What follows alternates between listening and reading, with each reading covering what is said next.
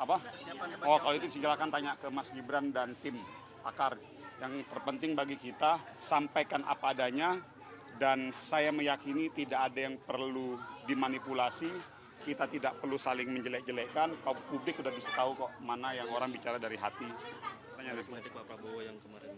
Oh gini, nah begini, teman-teman harus lihat bahwa yang pertama itu kan acara internal di Partai Gerindra, yang tentunya suasana internal itu juga kita harus pahami di dalam. Lalu yang kedua, itu kan bentuk luapan penyampaian Pak Prabowo terhadap banyaknya orang-orang yang cenderung tidak seia sekata antara perkataan dan perbuatan. Contoh misalnya, mengenai oposisi.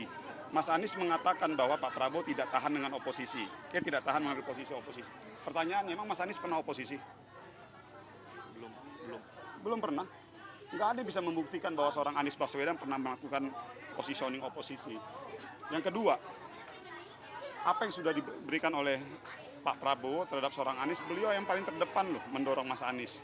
Bahwa akhirnya respon Mas Anies terhadap Pak Prabowo seperti apa, tapi beliau dengan lapang dada, dengan jiwa kenegarawanannya, beliau terima konsekuensi politik ini hari ini.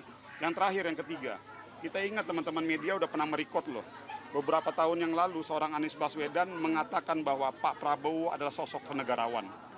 Tapi hari ini berbeda, berbanding terbalik. Artinya penilaian seorang Anies terhadap seseorang bergantung kepada kepentingan politiknya.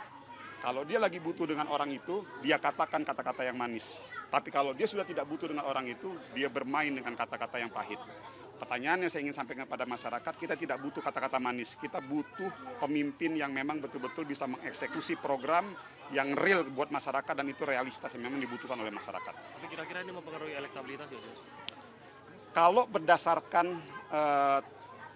track record beberapa kali pilpres, debat itu hanya mampu mempengaruhi 1-2% elektoral.